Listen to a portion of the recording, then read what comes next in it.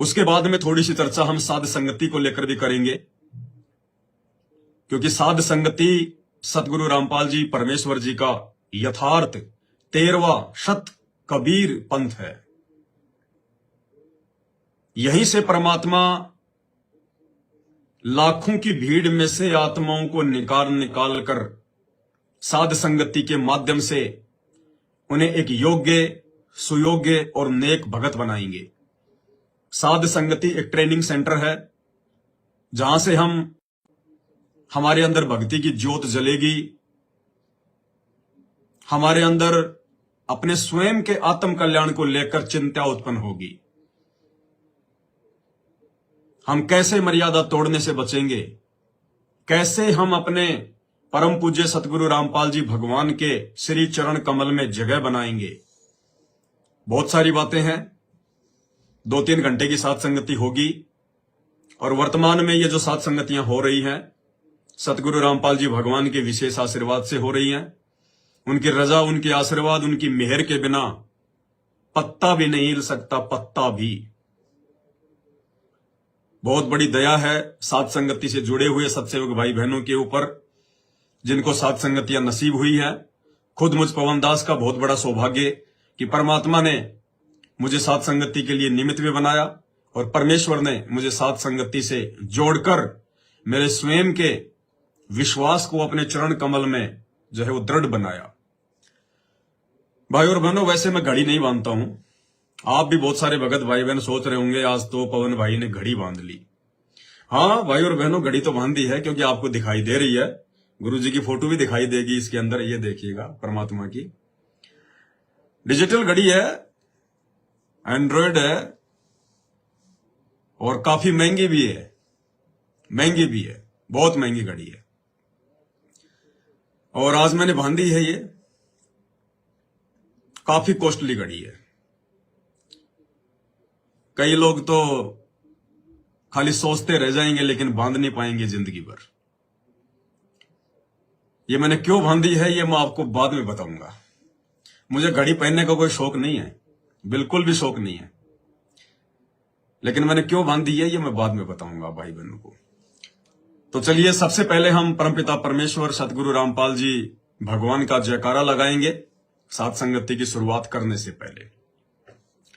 परमपिता परमात्मा, सारी सृष्टि के रचनहार, कुल मालिक, असंख्य ब्रह्मांडों के स्वामी, जगत गुरु, तीनों लोकों में प्रवेश करके सबका भरण पोषण करने वाले राजाधिराज, आत्माधार, नाथों के नाथ, देवों के देव महादेव, सर्वेश्वर महेश्वर, मृत्युंजय, अजरो अमर, आदि अनादि, सनातनी प्रभु, जगत पिता जगदीश्वर, श्री श्री 1008 की उपाधि के वास्तविक अधिकारी, अकाल मूर्ति, सौद स्वरूपी राम वासुदेव, सर्वगतम ब्रह्म, परम पूज्य, प्रथम पूज्य, परम संत, परम पुरुष, परम धनी, परम दयालु, सत्य कबीर, हक्का कबीर, अल्लाह कबीर, अल्लाह अकबर, बाखबर, अल्लाह ताला, जगत के तारणहार, जगत के मुक्तिदाता, जगत के जगन्नाथ, हारे के सहारे, हिंदुओं के राम, मुसलमानों के अल्लाह, सिखों के वाहेगुरु, ईसाइयों के मसीह, दया के सागर दया निधि, करुणा के सागर करुणा निधि, स्वयंभू परिभू, संकट मोचन, कष्ट हरण, मंगल करण, दुख भंजन, अविगत कबीर, निर्विकार निर्विषम परमात्मा, अलय अलेख सतगुरु, आदि अनादि सतगुरु,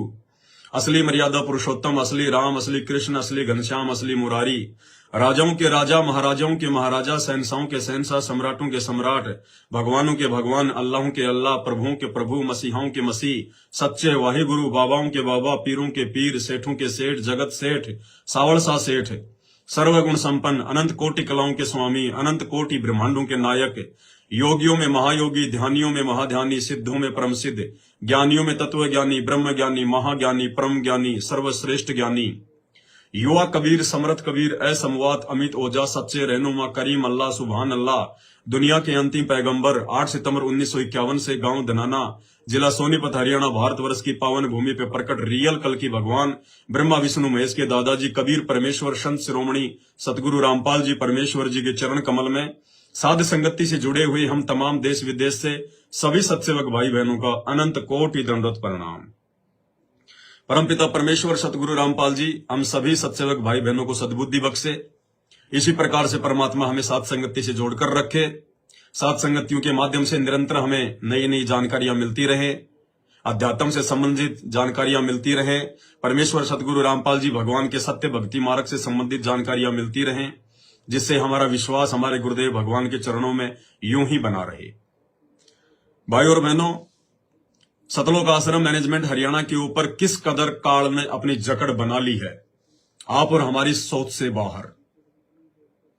जैसे राम रावण युद्ध में श्री रामचंद्र जी की तमाम सेना को रामचंद्र जी सहित, लक्ष्मण सहित रावण की सेना ने नाग फांस से बांध दिया था, उससे भी बुरी तरह से संत रामपाल जी परमेश्वर जी की 90% सतलोक आश्रमों से जुड़ी हुई संगत को 21 ब्रह्मांड के स्वामी काल निरंजन ने बांध दिया है। संगत का सोचना, विचार करना, चिंतन मनन करना बिल्कुल बंद हो चुका है। लकीर की फकीर बन चुकी है, भेड़ चाल में चल रही है, गांधारी से भी ज्यादा अंधी हो चुकी है, कुंभकर्ण से भी गहरी नींद में सो रही है। ये बातें आपको रोजाना दास बताता ही रहता है लाइव के माध्यम से, क्योंकि अभी हाल ही 18 मई 2024 को हरियाणा के सोनीपत के गोहाना में भारत के प्रधानमंत्री नरेंद्र मोदी की सभा थी, और किस प्रकार से उस काल बलि ने, उस शैतान ने शैतानी पर्चा निकालकर, ये जो पीले पर्चे आते हैं सतलोक आश्रम की तरफ से, ये पीले पर्चे शैतानी पर्चे हैं, ये शैतान की तरफ से आते हैं। कोई नादान ये ना सोचे कि ये पीले पर्चे हिसार जेल से सतगुरु रामपाल जी भगवान भेजते हैं, नहीं, ये शैतानी पर्चे हैं। ये काल प्रेरणा से सतगुरु रामपाल जी का जो कलयुगी परिवार है, जो इन सतलोक आश्रमों को हैंडल कर रहा है अपने धार्मिक धंधे के हिसाब से, ये लोग अपने मनमुखी विचार संगत के ऊपर थोपते हैं काल प्रेरणा से। क्योंकि 21 ब्रह्मांड में 2 ही मुख्य शक्तियां हैं, एक काल और एक दयाल। काल हम सब जानते हैं ज्योति निरंजन है, ब्रह्मा विष्णु महेश का पिता है, दुर्गा का पति है, और दयाल है परम पूज्य सतगुरु रामपाल जी भगवान। दोनों के मध्य सूक्ष्म युद्ध चल रहा है। ये 2 खिलाड़ी हैं, 21 ब्रह्मांड एक मैदान है, और बाकी जितने भी जीव हैं ये फुटबॉल हैं, और ये जीव जिसके पैरों तले आएंगे वही मारेगा जोर से। काल के पैर के नीचे आएंगे तो वो फाउल करेगा, और उस दयाल के पैर के नीचे आएंगे तो सीधा गोल करेगा। तो दया परमपिता परमेश्वर जी की, जिन्होंने अपने सत्सेवक बच्चों को, अपनी वीआईपी आत्माओं को शुरू से ही अपने पैरों के नीचे रखा है, कभी भी परमात्मा ने फाउल नहीं होने दिया। और दुर्भाग्य उस 90% सतलोक आश्रमों से जुड़ी हुई संगत का, जो शुरू से ही उस काल के पैरों के नीचे हैं, निरंतर उनको फाउल करता जा रहा है। भाई और बहनों, उन आश्रमों से जुड़ी हुई संगत को तो काल ने पूरी तरह से ठग लिया है। कोई गुंजाइश नहीं है, और ना आगे उन भक्तों में किसी भी प्रकार की कोई भी सुधार की गुंजाइश है। वो पूरी तरह से डगमग हो चुके हैं, उनके दिमाग ने काम करना बंद कर दिया है, पूरी तरह से संगत काल प्रेरित है। अब काल का दूसरा दाव साध संगतियां हैं, सत्सेवक भाई बहन हैं, जो परमेश्वर की वीआईपी आत्माएं हैं, जो ज्ञान को आधार बनाकर चलती हैं, अपने गुरु को अपने दिल में बसाकर चलती हैं, भगवान मानकर चलती हैं, अपने घर को आश्रम बनाकर मर्यादाओं में रहकर अपनी भक्ति करती है। अब काल का सबसे बड़ा दाव यही होगा कि इन साध संगत से जुड़े हुए वीआईपी भक्तों को, वीआईपी आत्माओं को कैसे तोड़ा जाए। और ये प्रयास वो कोई अब नया नहीं करने जा रहा है। ये प्रयास जब से साध संगतियां शुरू हुई है सन 2016 से, तब से इस काल बलि का निरंतर प्रयास रहा है कि साध संगति से जुड़ी हुई आत्माओं को तोड़ा जाए। बहुत बार उसने प्रयास किया, लोग आंधी की तरह आए, तूफान की तरह भाग गए, उनकी दाल नहीं गली। उन काल एजेंटों को परमात्मा ने साध संगति से निकाला, क्योंकि साध संगति में कचरा बिल्कुल भी परमात्मा को पसंद नहीं है। अच्छी आत्मा होगी तो परमात्मा उसको अपने दिल में बैठाएगा। जरा भी उसके अंतःकरण में मैल आ गया किसी भी बात को लेकर, राग द्वेष ईर्ष्या छल कपट आई, तुरंत परमात्मा, हमें नहीं पता, हम साध संगत से जुड़े हुए भाई बहनों को नहीं पता किसके मन में क्या चल रहा है, क्या दोष आ चुका है। मुझ पवन दास को नहीं पता, मैं भी आपकी तरह 2 कोटि का जीव हूं, एक भगत हूं। मैं तो केवल अपनी ड्यूटी कर रहा हूं जो गुरुदेव भगवान ने मुझे सौंपी है। लेकिन साध संगति का मुखिया केवल एक ही है, सतगुरु रामपाल जी भगवान, वो अंतर्यामी है। उनको पता है कि कौन सी आत्मा के अंदर मैल आ चुका है, कचरा आ चुका है, और परमात्मा उस कचरे को बिल्कुल भी साथ संगति में स्वीकार नहीं करेगा। समय समय पर परमात्मा साथ संगतियों से उस कचरे को निकालते रहते हैं। अच्छे अच्छे भगत जो मेरे साथ में रहा करते थे, जिनको 2-2, 3-3, 4-4 साल हो चुकी थी साथ संगति से जुड़े हुए, और जैसे उनके मन में जरा सा दोष आया, मौका जरूर देता है परमात्मा, संभलने का, सुधरने का मौका देता है, लेकिन वो काल प्रेरित आत्माएं परमेश्वर के उन मौकों को ठुकराती रहती हैं। उनके मन में मान बढ़ाई आ जाती है, राग द्वेष आ जाता है, ईर्ष्या आ जाती है, और एक समय के बाद परमात्मा उनको ऐसी ठोकर मारता है, ना वो घर के रहते, ना वो घाट के, धोबी के कुत्ते बन के फिर वो इधर उधर फिरते रहते हैं। तो समय समय पर साथ संगति में काल अपने दूत भेजता है भगत बनाकर, और समय समय पर परमात्मा उन दूतों की गंदी हरकतों के चलते उनको साथ संगति से बाहर का रास्ता भी दिखा देते हैं। और मुझ पवन दास की तो ड्यूटी है भाई और बहनों, मेरी ना किसी से दोस्ती है, ना किसी से मेरी दुश्मनी है। मैं तो अपने परमात्मा जी के वचन पर चलता हूं, उनके विधान पर चलता हूं। परमात्मा कहते हैं, कबीरा खड़ा बाजार में ना कहूं से, कबीरा खड़ा बाजार में मांगे सबकी खैर, ना कहूं से दोस्ती, ना कहूं से बैर। और परमात्मा ने हमें रोज यही सिखाया है नित्य नियम में, एक शत्रु एक मित्र है, भूल पड़ी रे प्राण, यम की नगरी जाएगा शब्द हमारा मान।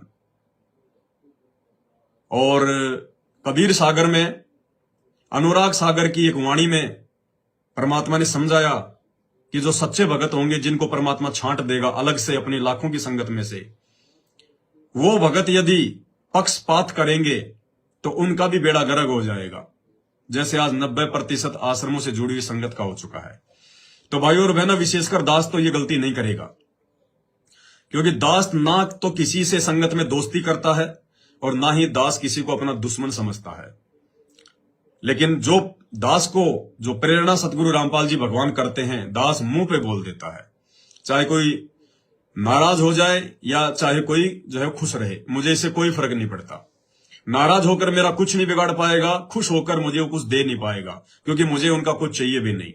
मुझे देने वाला मेरा परमात्मा है, रास्ता चाहे कोई भी निकाले। तो भाई और बहनों, समय समय पर जो कचरा साथ संगति में जमा हो जाता है, आप सभी भगत भाई बहनों को उसकी जानकारी देना बेहद जरूरी होता है। और देखिए, जो परमात्मा के वचन को तोड़कर जो चलेगा वो कभी सुखी नहीं हो पाएगा। हाल ही परमात्मा ने हिसार जेल से आ रही ऑडियो में संकेत भी किया था, दास ने उसके ऊपर 3 घंटे का वीडियो भी बनाया था, जिसमें परमात्मा कह रहे थे कि एक दूसरे के घर पर सत्संग वगैरह ना किया करो, एक दूसरे के घर पर सत्संग ना करो, इससे मन में दोष आएगा। काल अपना दाव लगाकर बैठा है, और काल ने दाव लगाया कुछ एक आत्माओं पर। ज्यादातर तो देखो परमात्मा मालिक की दया है, 90% सात संगत पर परमात्मा की विशेष मेहर है, उनकी दया है। लेकिन कुछ एक भगत भाई बहन जो काफी समय से सात संगत से जुड़कर भी भगत नहीं बन पाए, हंस नहीं बन पाए, बगुले के बगुले रहे, तो समय समय पर परमात्मा उस कचरे को बाहर का रास्ता दिखाएगा। तो मेरी जिम्मेदारी है कि मैं आपको उन लोगों से रूबरू करवाऊं, मैं आपको उनके नाम बताऊं, मैं आपको उनकी पहचान कराऊं, ताकि आप लोग सावधान रहें। आगे आपने फंसना है या बचना है, यह आपका अपना विषय है। दास की ड्यूटी दास करता आया है, और आगे भी परमात्मा मौका देंगे, दास जो है वो करता रहेगा। बहुत सारे भाई बहन हैं जो सात संगति का लोगो भी लगाकर रखे हुए हैं, और वो सात संगति से आउट भी हो चुके हैं, मनमाने तरीके से चल रहे हैं, अपनी मनमानियां करते हैं, उसी प्रकार से भक्तों को इकट्ठा करते हैं। 2, 4, 5, 10 भगत जो भी आते हैं, बेचारे भोले वाले, जिनको भी मालूम नहीं है उनके विषय में, उनको फिर वहां बुलाकर वही उल्टी सीधी बातें बोलना। तो भाई और बहनों, एक उत्तर प्रदेश के बांदा से अशोक दास जी हैं, थोड़े बहुत दिन वो पहले सात संगति में रहे थे, उनके घर पर भी 3-4 बार सात संगतियां हुई थी बांदा में। काफी लोग उनके संपर्क में आ गए थे, क्योंकि काल हमेशा अपना यही दाव खेलता है। वो जिस भी अपने एजेंट को सात संगति से जोड़ता है, वो बहुत सारे लोगों को उसके संपर्क में खड़ा कर देता है, ताकि आगे चलकर मैं इस आत्मा को काल प्रेरित कर दूं, और इसके संपर्क में जितने भी आत्माएं होंगी, वो काल प्रेरित आत्मा उन सबसे संपर्क करेगा, और उनमें से 2, 4, 5, 10 जितने भगत वो तोड़ सके तो काल के लिए तो बहुत है। तो बांदा में 3-4 सात संगतियां हो चुकी थी, काफी भगत उनके संपर्क में थे। आगे चलकर वो भगत सात संगति से आउट हो गया, लेकिन सात संगति का लोगो लगा के रखे हुए हैं ताकि और भगतों को भ्रमित कर सकें और भगतों के अंदर अपने जैसे कुविचार डाल सके। और जिसने परमात्मा के वचन को फॉलो नहीं किया वो भी सात संगति से नीचे गिरेगा। तो मालिक ने कहा था इशार वाली ऑडियो में कि एक दूसरे के घर पर जाकर इस प्रकार से सात संगतियां ना किया करो। काल दाव लगाकर बैठा है, मन में दोष पैदा करेगा। तो यही स्थिति हुई। उत्तर प्रदेश के हमीरपुर से एक मोहनलाल जी हैं, जिनके घर पर भी 2-3 बार सात संगतियां हो चुकी हैं। वो उस अशोक दास के संपर्क में आ गया और दोनों ने मिलके 10, 15, 20 भक्तों की एक टीम बनाई जो उनके जैसे विचारों वाले हैं, जो लंबी रेस के घोड़े नहीं हैं, और वो अपनी मनमुखी सात संगतियां करते हैं। और वही उनका रोना पीटना जो लोग सात संगति से हटकर अक्सर करते रहते हैं। उनका बहुत कुछ कहना है, लेकिन हम उनके विषय में बात नहीं करेंगे, हमारे पास इतना फालतू का समय नहीं है।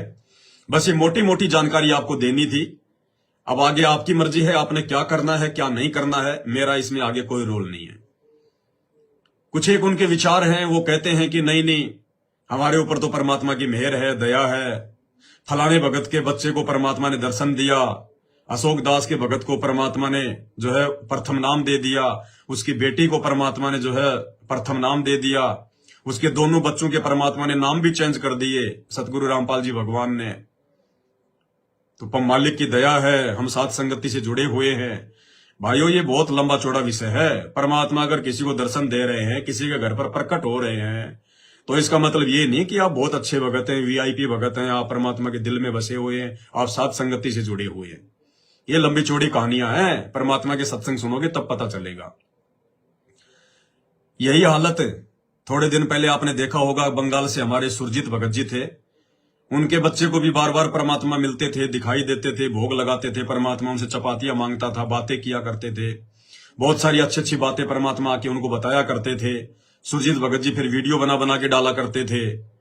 और फिर कैसे आगे चलकर सुरजीत भगत जी के ऊपर काल ने अपना डोरा डाला, अपनी चाल चली और उसको अपने जाल में फांस लिया। लेकिन सुरजीत भगत जी के ऊपर मालिक की दया हुई, परमात्मा ने फिर से उनको संभाल लिया। एक बार फिर से उनको परमात्मा ने मौका दिया। और मौका क्यों दिया भाई और बहनों, उसके पीछे एक रीजन है। भाई और बहनों, सबसे बड़ा जो रोग है वो परमात्मा ने बताया, मान बढ़ाई। मालिक कहते हैं राज त्यागना सहज है, और सहज नारी का ने इंसान अपनी औरत को भी छोड़ सकता है, राजपाट भी छोड़ सकता है, पर मान बढ़ाई ईर्ष्या दुर्लभ तजनाइए। और यही कारण रहा, सुरजीत भगत जी को परमात्मा ने वापस सात संगति से जोड़ दिया। फिर से परमात्मा ने उनको सद्बुद्धि दी, अपना आशीर्वाद दिया। फिर से भाई अपने वीडियो बनाने लगा है, भगत भाई बहनों के विश्वास को जो है वो दृढ़ करने लगा है। क्यों? क्योंकि सुरजीत भगत जी के अंदर मान बढ़ाई नहीं थी, उसके अंदर अहंकार ने जगह नहीं की, जिस कारण से वो बच गया। वो पति पत्नी के रिश्तों से भी दूर है, भाई बहन का रिश्ता है उनमें आपस में।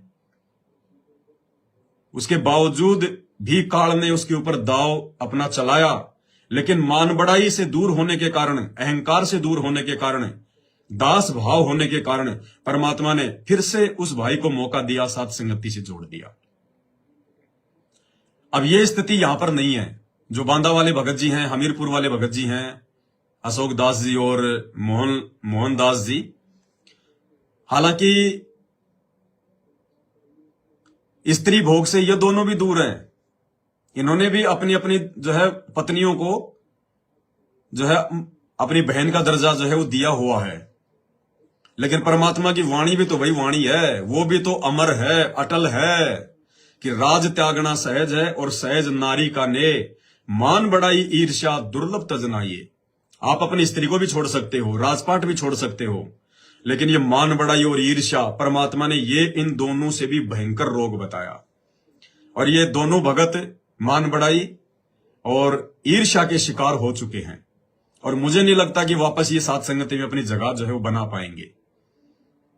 ये केवल एक छोटी सी बात को लेकर फूला नहीं समा रहे, क्योंकि दास ने इनके वीडियो देखे इसलिए दास बता रहा है, वैसे बिना देखे दास नहीं बोलता, क्योंकि इनके अंदर भयंकर बदबू आ रही है मन बढ़ाई की।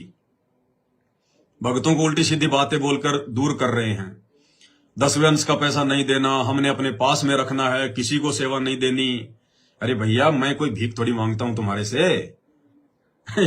इनको ये लगता है कि पवन दास तो हमारी भीख के ऊपर जी रहा है। अरे मैं अपने परमात्मा के रहमो करम पे जिंदा हूं, भक्तों की भीख पे जिंदा नहीं हूं। और मैं तो उल्टा बोलता हूं भक्तों को, भैया मुझे पैसा नहीं चाहिए, मुझे पैसा नहीं चाहिए, मुझे सेवा नहीं चाहिए। है कोई ऐसा कोई संगत में देखा है कभी आज तक? ये सतलोक आश्रम मैनेजमेंट हरियाणा पिछले 10 वर्षों से भिखारी की तरह झोली फैलाकर बैठा है। इतना पैसा, इतना दान धर्म आने के बाद भी आज तक इन्होंने कभी नहीं कहा कि भक्तों अब हमें दान की आवश्यकता नहीं है, अब हमें आपके ज्योति पाठ और 10वें अंश की आवश्यकता नहीं है। केवल ये दास है, पवन दास, परमपिता परमेश्वर सतगुरु रामपाल जी भगवान का अदना सा कुत्ता।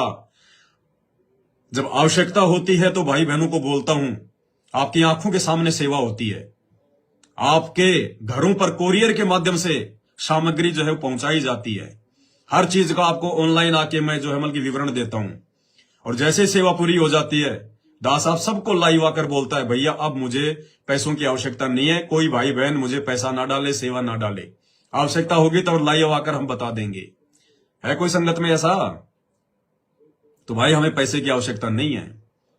अब ये छोटी सी बात को लेकर फूला नहीं समा रहे, क्योंकि हम इस विषय को ज्यादा लंबा नहीं खींचेंगे, ये हमारी मतलब की बातें नहीं है ज्यादा।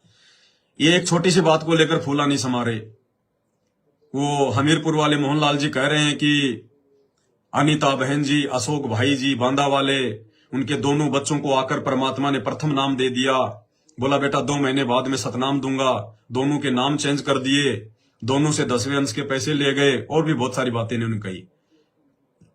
मैं ये नहीं कहता कि ऐसा हो नहीं सकता, ये तो बहुत छोटी सी बात है, बहुत ही छोटी सी बात है उस परमात्मा के लिए। कुछ भी कर सकता है मेरा मालिक तो। लेकिन खाली इसी बात को लेकर यह कहना कि हम साथ संगति से जुड़े हुए हैं, हम सत्सेवक हैं, नहीं। अरे उन बच्चों का क्या दोष है बेचारों का? वो तो बेचारी निर्मल आत्मा है परमात्मा की। एक तो 5-6 साल का होगा, एक बेचारा जो आपकी जो बेटी है वो 7-8 साल की होगी। वो तो नादान है बेचारे, वो तो माता पिता के अधीन है। आप लोग साथ संगति से जुड़े तो वो भी जुड़ गए, आप लोग हटे तो वो भी हट गए। बच्चे को ज्ञान आधार से थोड़ी ना चलते हैं, बच्चे तो माता पिता के अधीन होते हैं। जैसे माता पिता कहेंगे वैसा करेंगे। कल को आप संत रामपाल जी को छोड़कर राम रहीम के डेरे में चले जाओगे, वो बच्चे दोनों वहां भी चले जाएंगे। वो तो बेचारी मालिक की आत्मा है, वो निर्मल आत्मा है, उनका दोष नहीं है, उनका दोष नहीं है। भैया अगर तुम साथ संगति से जुड़े हुए हो और तुम इसी बात को लेकर अहंकार में आ गए कि हमारे बच्चों को परमात्मा मिल गए, दर्शन दे दिए, नाम दे गए, अरे तो भैया तुम्हारे को क्यों नहीं दिया आगे का मंत्र? तुम्हारे बच्चों को परमात्मा दे गए तो तुम्हें देने में क्या दिक्कत आ रही थी परमात्मा को? तुम्हें क्यों नहीं दिया परमात्मा ने मंत्र? अगर तुम्हें प्रथम नाम मिला हुआ है तो तुम्हें सतनाम क्यों नहीं दिया? सतनाम मिला है तो तुम्हें सारनाम क्यों नहीं दिया परमात्मा ने आकर? क्योंकि परमात्मा तुम पे राजी नहीं है, क्योंकि तुम लोगों ने साथ संगति छोड़ दी है। और खाली इसी बात से अहंकार में नहीं आना चाहिए कि अगर परमात्मा ने अगर दर्शन दे दिए तो हम साथ संगति से जुड़े हुए हैं, हम मर्यादा में नहीं। ये अध्यात्म है, बहुत लंबी चौड़ी कहानी है, सत्संग सुनोगे तब समझ में आएगा। त्रेता युग में जो प्रहलाद भगत था वो ना तो कोई साध संगति से जुड़ा हुआ था, ना कोई सतलोक आश्रमों से जुड़ा हुआ था, ना उसका जो गुरु था वो तत्वदर्शी था, ना वो कोई सत्य भक्ति मंत्रों का जाप करता था। अरे उसके लिए तो परमात्मा खंबा फाड़ के प्रकट हो गया था, खंबा फाड़ के। तो क्या मोक्ष हो गया उसका? है क्या मोक्ष हो गया क्या उसका? नरक में जाएगा आने वाले समय में, नरक में। क्योंकि परमात्मा मिलने के बाद तो आगे चलकर था तो वो राक्षस का बेटा ही था, तो राक्षस का बेटा ही। बीच में उसके जो भक्ति संस्कार थे वो जो है मतलब जोर दे गए, तो परमात्मा अपनी आत्मा के लिए खंबा पाड़ के प्रकट हो गए। और आगे चल के पूरी जिंदगी उस प्रहलाद ने अपने जो है वो कर्म फोड़े, पूरी जिंदगी। उसका इतिहास पढ़ के देखना आगे का। पूरी जिंदगी उसने देवताओं के साथ में लड़ाई झगड़े, उसने युद्ध किए, उसने अरबों खरबों लोगों को उसने मार दिया। फिर वो नरक में भी जाएगा आगे। तो ये ना सोचो कि हमें गुरुजी मिल गए, हमें गुरुजी दिखाई दे गए तो हम बहुत बड़े भगत हैं, हम सत्सेवक हैं। अब वो प्रहलाद भी बहुत बड़ा फिर तो सत्सेवक होगा, भगत होगा, मोक्ष हो गया होगा उसका। तो भाई और बहनों, कहने का मतलब है हमने अंत में ज्ञान को आधार बनाकर ही चलना पड़ेगा। और एक दूसरी बात दास आप सभी भगत भाई बहनों को बताना चाहेगा यदि आप व्हाट्सएप के ग्रुपों में जुड़े हुए हो किसी न किसी भगत से, तो पहली बात तो ये कि दास तो साल भर से आप सबको पता है मैं व्हाट्सएप के किसी भी ग्रुप में नहीं जुड़ा हुआ। मुझे कोई जोड़ता है तुरंत मैं वहां से रिमूव हो जाता हूं, लेफ्ट हो जाता हूं। मैंने खुद ने अपने व्हाट्सएप के ग्रुप बना रखे हैं, 1-2 हजारों भक्तों को मैंने जोड़ रखा है, और मैं अपने व्हाट्सएप के ग्रुप को एडमिन मोड पर रखता हूं। एडमिन मोड मतलब मेरे अलावा कोई भी दूसरा व्यक्ति उस ग्रुप में मैसेज नहीं भेज सकता। तो यदि ऐसा कोई व्हाट्सएप का ग्रुप है जो एडमिन मोड पर है, तो और यदि आप उस व्हाट्सएप के ग्रुप में जुड़े हुए हैं और यदि उसमें भक्ति से संबंधित अच्छी अच्छी जानकारी आती है, परमात्मा के सत्संग या सात संगति के ही वीडियो आते हैं, तो ठीक है। अगर उसमें बकवाद आनी शुरू हो रही है उस एडमिन के द्वारा, तुरंत लेफ्ट कर जाओ, हट जाओ। और जिस ग्रुप में दिन में कोई 50 आदमी मैसेज डाल रहे हैं फलाने दिखने, उसके एडमिन का नहीं पता कौन है, एडमिन को मालूम ही नहीं मैंने कोई ग्रुप बना रखा है, दुनिया भर के लोग उसमें बकवास डालते रहते हैं, ऐसे ग्रुपों से रिमूव हो जाओ। हमने भक्ति करनी है, ये आगे का समय बहुत ज्यादा डेंजर है। हमने आपस में राग द्वेष ईर्ष्या के चक्कर में नहीं पड़ना है। हम सत्सेवक हैं, हमें परमात्मा ने विशेष आत्माओं के रूप में चुना है, हमने विशेष काम करने हैं, ये बकवादी काम नहीं करने। ये काल का लोक है, ये काल प्रेरित आत्माएं सात संगतियों में आती रहेंगी, जाती रहेंगी। आज से पहले कितने बड़े बड़े काल के एजेंट मुजदास के साथ में सात संगतियों में लगे, और आपको पता है भाई और बहनों, उन्होंने मेरा कितना विरोध किया, कितना मेरे से राग द्वेष ईर्ष्या की। आज उनकी खोपड़ी के बाल तक उड़ गए, आज उनके नामो निशान नहीं है, आज वो ढूंढने से भी नहीं मिलेंगे आपको, दीपक हाथ में लेने से भी। और ये दास को परमात्मा ने 8 साल से ऐसे कैसे रखा हुआ अपने हाथों पे, ऐसे कि ऐसे। हर बार परमात्मा सात संगतियों को ऊपर ही उठाते हैं। क्यों? क्योंकि मेरे मन में उन आत्माओं के प्रति राग द्वेष नहीं होता। वो आत्माएं मुझे देखकर, मेरे परमात्मा मुझे जो सुख सुविधाएं देता है, मेरा परमात्मा जिस प्रकार से मुझे अपनी पलकों पे रखता है, उन सभी चीजों को देखकर वो मेरे से ईर्ष्या करने लग जाते हैं। ये घड़ी आज दास ने इसीलिए बांधी है, ये मेरी घड़ी नहीं है, ये किसी और भगत की घड़ी है, मैंने उसे मांग के पहनी है। और मैंने आपको जो बातें बोली है ना, बहुत महंगी है, ऐसा है वैसा है, तो है महंगी, तो इसमें कोई दो राय नहीं है, लेकिन ये किसी दूसरे भगत की है। मैंने जानबूझकर ये घड़ी बांधी लाइव के समय, अभी बांधी है मैं नहीं बांधता। क्यों बांधी? क्योंकि इस घड़ी को देखकर 5-10 आत्माएं तो सात संगति से नीचे गिर चुकी होंगी। 5-10 आत्माएं तो इस घड़ी को देखकर अपने मन में दोष पैदा ला चुकी होंगी, जो लाइव देख रहे हैं। और बस इतना ही खेल है, इतना सा ही खेल है इस काल का। बस सात संगति में अगर राग द्वेष आ गया, ईर्ष्या आ गई अपने भगत भाई बहनों के प्रति, तो मालिक की अटल वाणी है, राग द्वेष बड़े रोग हैं, यम के पड़े जंजीर। अब मैं इसको उतार देता हूं, क्योंकि मेरा काम पूरा हो चुका है। उन 2-4 आत्माओं को परमात्मा ने नीचे गिराना था, वो आत्माएं नीचे जा चुकी होंगी। बाकी चाहे लोगो लगा के रखो, कोई दिक्कत नहीं है। तो हमने ये लोगो लागो को भी बहुत सोच समझ के हमने जो है ध्यान रख के चलना है, बहुत सोच समझ के। खाली लोगो देख के विश्वास नहीं कर लेना कि ये भगत है। लोगो तो एक पहचान है सात संगत की। लोगो हमने एक पहचान बनाई है सतलोक आश्रम मैनेजमेंट हरियाणा से अलग होने की, कि भाई हम परमात्मा के, हम सच्चे सेवक हैं, हम परमात्मा के भगत हैं। हम देखा देखी में नहीं चलते, हम ज्ञान आधार से चलते हैं। हम अपने गुरु को मानुष नहीं मानते, हम अपने गुरु को परमात्मा मानते हैं। हम उन फर्जी आश्रमों में नहीं जाते, हमने अपने घर को आश्रम बना रखा है। लोगो तो इस बात का एक जो है वो प्रतीक है। भाई और बहनों, सूक्ष्म खेल है, सूक्ष्म। अगर आपको साध संगति किसी भी कारण से अच्छी नहीं लग रही है, आपके मन में दोष आ चुका है, या आपने मुझ पवनदास के अंदर कोई दोष देख लिया, या हो सकता है मेरे से कोई गलती हो गई हो जाने अनजाने में, मेरी उस गलती को लेकर यदि आपके मन में दोष आ गया हो, नफरत आ गई हो, और फिर भी यदि आप घर बैठकर शांति से भक्ति करना चाहते हो, तो सीधा सा तरीका है, बैठ के चुपचाप अपनी भक्ति करो। अगर बकवाद करनी शुरू कर दी, अटपट शुरू जो है वो कर दी, उसी समय नीचे गिरोगे, तुरंत वहां से नीचे गिरोगे, तुरंत। ये रूल है, सतलोक जाना है, खाली त्रिकुटी से वापस नहीं आना। तो सतलोक परमात्मा ऐसी निकम्मी आत्माओं को नहीं लेके जाएगा, जो छोटी छोटी बातों को लेकर, बेफुजील की बातों को लेकर, अपनी सोच से अपने मन में फालतू की शंकाएं पालकर, जो अपने ही सत्सेवक भाई बहनों से राग द्वेष करते हैं, ईर्ष्या करते हैं, निंदा चुगली करते हैं। अरे ऐसी आत्माओं को परमात्मा सतलोक ले जाके क्या करेगी? ये गंदापन जब वहां हमारे अंदर आ चुका था, तभी तो परमात्मा ने हमारे को नीचे पटका। इस गंदे और घटियापन के साथ भाई परमात्मा सतलोक लेके नहीं जाएगा। तो भाई और बहनों, बीच बीच में आपको ये जानकारी देना बहुत ही जरूरी है, क्योंकि काल का बहुत भयंकर इस समय संगत के ऊपर प्रहार हो रहा है। आप और हमें तो महसूस नहीं हो रहा, क्योंकि आप और हमारे ऊपर तो परमात्मा ने अपने आशीर्वाद रूपी छतरी जो है फैला रखी है, इसलिए आप और हमें महसूस नहीं हो रहा। जैसे किसी व्यक्ति के रूम में जेठ के महीने में, गर्मी के महीने में एसी अगर लगी हुई हो तो उस आदमी को नहीं पता कि बाहर का टेम्परेचर क्या है। बाहर जो आदमी काम कर रहे हैं, जो मजदूरी कर रहे हैं, जो रोड पर चल रहे हैं, जो गाड़ियां चला रहे हैं, उन आदमियों के साथ में क्या बीत रही है। शर्ट निकाल निकाल के, बनियान निकाल निकाल के बेचारे अपने हवा डाल डाल के पता नहीं कैसे टाइम पास कर रहे हैं।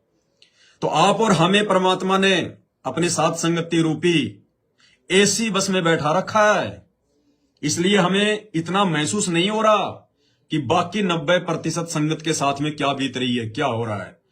आए दिन मर रहे हैं, हमें इसकी जानकारी नहीं है, ये बात अलग है। जैसे जिन जिन लोगों ने कोरोना का टीका लगवाया, अब उन लोगों की आए दिन जवान जवान लोगों की कैसे अकाल मौत हो रही है। कोई हार्ट अटैक से मर रहा है, किसी के खून का थक्का जम रहा है, कोई चलते चलते मर रहा है, कोई छोटी छोटी जो है मतलब रोग होते ही मर रहा है। अब इस बात का किसी को पता नहीं चल रहा, क्योंकि वो अलग अलग जगह पे है। अब कौन से गांव में कौन मर गया कोई प्रचार थोड़ी करेगा, अखबारों में थोड़ी आएंगे कि आज वो जवान मर गया, आज वो जवान मर गया, लेकिन मर बहुत रहे हैं हजारों की संख्या में। तो ठीक इसी प्रकार भाई और बहनों, सतलोक आश्रम मैनेजमेंट हरियाणा से जुड़े हुए भाई बहन जो बिल्कुल भी मर्यादा में नहीं है और निरंतर वर्तमान में कुकर्म ही करते जा रहे हैं, ज्ञान विरुद्ध कुकर्म कर रहे हैं, जिसके चलते परमात्मा का आशीर्वाद उनके सिर से हटा हुआ है। काल का दबाव भयंकर है और उनकी बैटरी जो है डिस्चार्ज होती जा रही है। आए दिन वो काल की भेंट चढ़ते जा रहे हैं और आने वाले समय में 2025 में आपको भाई साहब स्पष्ट दिखाई देगा, स्पष्ट संत रामपाल जी के भक्तों के साथ में क्या होगा स्पष्ट दिखाई देगा आपको। उन आश्रमों में चिड़ी का बच्चा भी जाने से डरेगा, चिड़ी का बच्चा भी जो है वो जाने से डरेगा।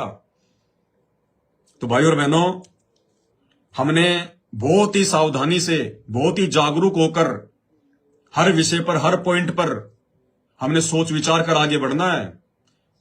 किसी का फोन आता है, आपस में कोई अगर राग द्वेष की बात करे, अगर कोई सत्सेवक का फोन आता है, आपके किसी जानकार का फोन आता है, आप साथ संगतियों में जाते थे, आपने आपस में उनके नंबर ले लिए, बीच बीच में बातें होती रहती हैं। अब किसी न किसी कारण से वो काल प्रेरित हो गया तो वो चुपचाप तो बैठेगा नहीं, क्योंकि काल के जीव की ये पहचान होती है। वो चुपचाप नहीं बैठेगा, वो अपनी अटपट करेगा, 2 4 5 10 को अपने लपेटे में लेगा, तो फोन उसी को करेगा जिसके पास उसका नंबर होगा। तो आपके पास अगर इस प्रकार के किसी भगत भाई बहन का फोन आए, अटपट करे, तो समझ जाना आप उसी समय फोन काट दो और बोल दो भैया दोबारा फोन मत करना। आपकी और हमारी कोई रिश्तेदारी नहीं है। सात संगतियों में अगर हम लोग अगर मिला करते थे तो परमात्मा की ज्ञान चर्चा के लिए मिला करते थे, मालिक की महिमा के लिए मिला करते थे, रिश्तेदारी जोड़ने के लिए तेरे नंबर नहीं लिए थे। तेरे नहीं समझ में आ रहा तो छोड़ दे, बकवाद क्यों कर रहा है। तेरे नहीं समझ में आ रहा तो छोड़, क्यों बकवाद कर रहा है, अपनी भक्ति कर। तेरे को भक्ति करनी है ना, या तेरे को उसके पीछे लगना है। तो 2 टूक जवाब दो, 2 टूक जवाब, और तुरंत उसको ब्लॉक मारो वहां से, क्योंकि हमारा किसी से कोई रिश्ता नहीं, किसी से कोई रिश्तेदारी नहीं। हमारा सबसे बड़ा रिश्ता हमारे परमात्मा से, सबसे बड़ी रिश्तेदारी हमारी उस परमात्मा के ज्ञान से, और उसके बाद में तीसरे नंबर पर हमारे उन भगत भाई बहनों से जो परमात्मा के ज्ञान को आधार बनाकर, जो स्वयं भी मर्यादाओं में रहकर एक दास की भूमिका निभा रहा है, और अपने दूसरे भगत भाई बहनों को भी जो प्यार प्रेम से जो आगे बढ़ने की सत्प्रेरणा दे रहे हैं। केवल हमारा उन्हीं से नाता है और किसी से कोई नाता नहीं है, क्योंकि हमने यहीं पे एक दूसरे के साथ में खैचातानी करके, मन मुटाव करके, राग द्वेष करके हमने यहीं काल के जाल में नहीं रहना है। ये हमारी एग्जाम चल रहा है, हमारी परीक्षा चल रही है। परमात्मा वहां बैठा बैठा हुआ अंतर्यामी भगवान सब कुछ देख रहा है। वो 90% सतलोक आश्रमों से जुड़े हुए लोगों को भी देख रहा है, हम सत्सेवकों को भी देख रहा है। तो हमने तो अपने परमात्मा को प्रसन्न करना है, हमने किसी से राग द्वेष ईर्ष्या नहीं करनी है। जो करेगा अपना पाएगा। तो ये बातें हमने ध्यान रखनी है।